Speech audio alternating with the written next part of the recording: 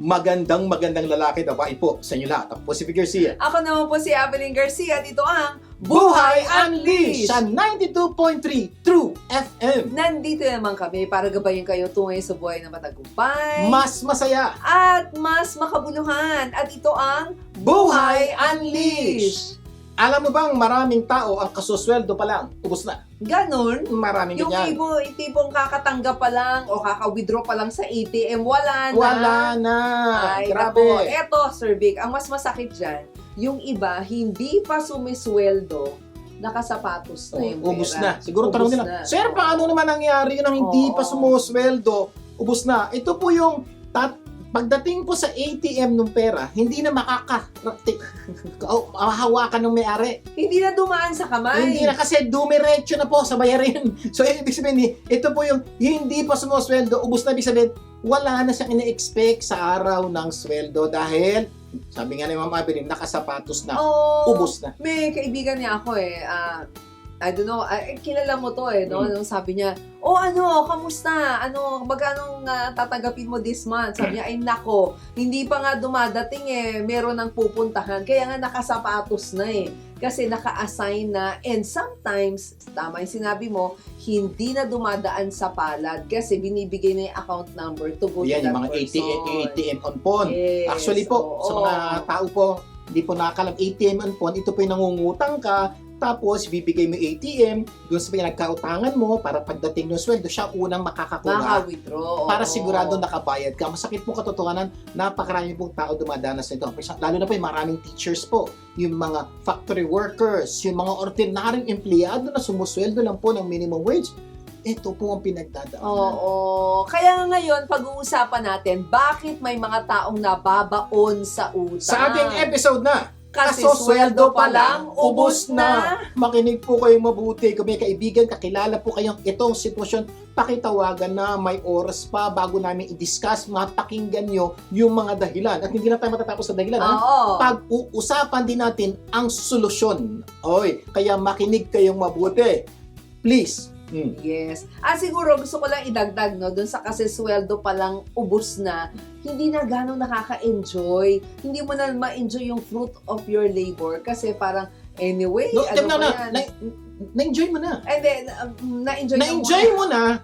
Ang problema, yung darating na sweldo, pambayad na. Pero alam mo, may mga nakausap ako na employer na minsan daw nawawala na ng gana yung kanilang mga empleyado magtrabaho kasi parang hindi isip nila, after all, wala na naman daw sila ibig sabihin, yung pinagtatrabahuhan nila ngayon, hindi na kanila. Yes. Actually, kanila naman yun. Oo. In-enjoy lang nila before. Ang problema ngayon, pinagtatrabahuhan nila, mapapambayad na po sa mga bayaran nila sa buhay. Kaya po maraming tao tinatamad ng magtrabaho. Yes. At syempre, hindi lang yan ang ating pag-uusapan. Sa ano ang aksyon Yan. mo? Pag-uusapan natin ano-ano ang magandang aksyon kung matigas ang ulo ng anak mo. Nako, may ibang tanong. Babaguhin ko lang natin. Kung matigas ang ulo ng apo mo. Ganon. May isa kasi hindi anak, apo. So, kung meron po kayong concern patungkol po dito, makinig po kayo mabuti. Mamibigyan po namin ilang tips on how to handle this situation. Pero bago yan, simulan muna natin ang ating programa ng Believe It or Not segment. Yan. Lagi natin sinasabi, week after week, ito yung parte ng ating programa na nagbibigay po kami ng paniniwala na pwedeng magpaganda ng buhay. Lilinawin lang po namin.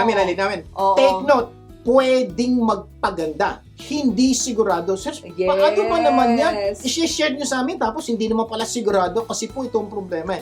I-share po namin sa inyo, meron po kayong pagpipili kung paniniwalaan nyo at gagawin nyo yung sasabihin namin. Kasi kung hindi nyo paniniwalaan at hindi nyo gagawin, walang epekto po sa inyo yun. Kaya po sabi namin, pwede.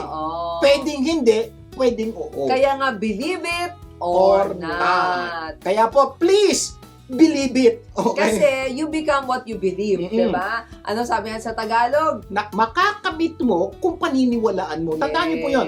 Ang mga paniniwala, powerful po yan. Nakakatulong po yan pampaganda ng buhay. Kaya lang, makakamit mo lang kung paniniwalaan mo. At gagawin mo. Oo, ang problema po, mapakaraming paniniwala, napakagandang beliefs po sa buhay, hindi natin pininiwalaan. Ito masakit. Alam bakit? Hindi nila alam.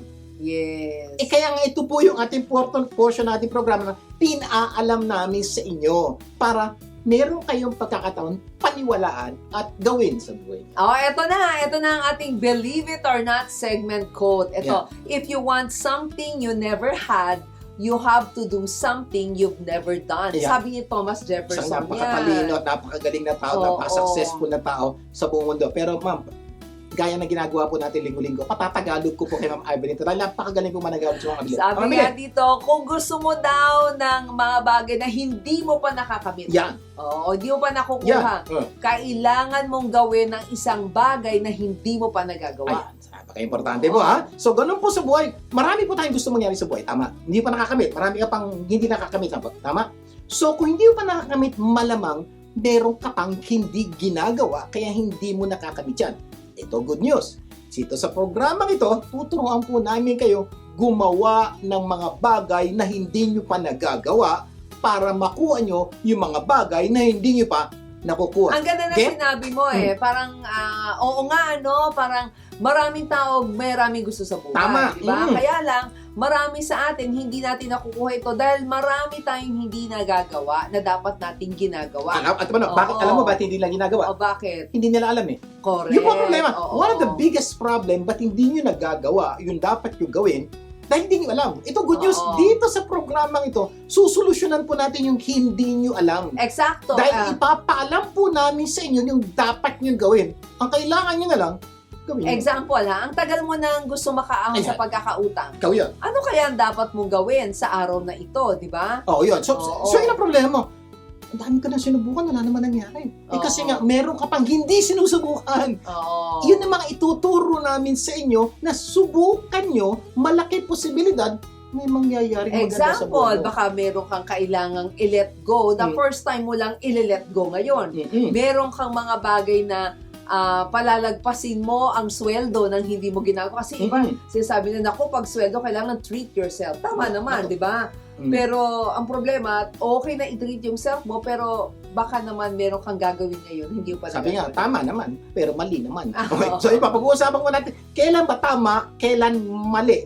Yung purpose nitong Buhay Unleash na or programa gusto mong gumanda ang relasyon mo sa mahal mo sa buhay. Gusto mo yan? Oo. Ano kaya dapat mong gawin mula ngayon? Kasi nga, if you want to have something you never had. Magandang relasyon. Oo, you need to do something you've never done. Baka hindi ka pa nagpapatawad, di ba?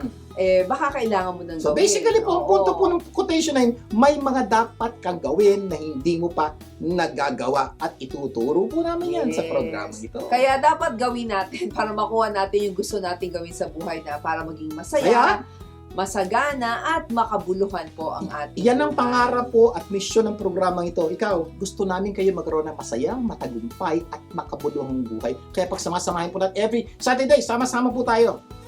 Ayusin natin ang buhay natin. At baka hindi mo pa ginagawa, hindi mo pa ginagawang Ugaliing manood ng programang ito. regularly or manghatak ng mga tao Ayan. manonood, makikinig ng Buhay Unleash every Saturday 4 to 5 p.m. sa 92.32 FM or pwede mong i-share yung Facebook live video, yung YouTube video at sama-sama nating pagandahin ang ating buhay at ng mga mahal natin. Malamang hindi mo pa nagagawa yan. Gawin mo. Promise, may magandang mangyayari sa buhay mo. Kaya ang payo namin, if you want something you never had, you have to do something you've never done. Magbabalik pa po ang Buhay Unleash. Huwag bibitiw!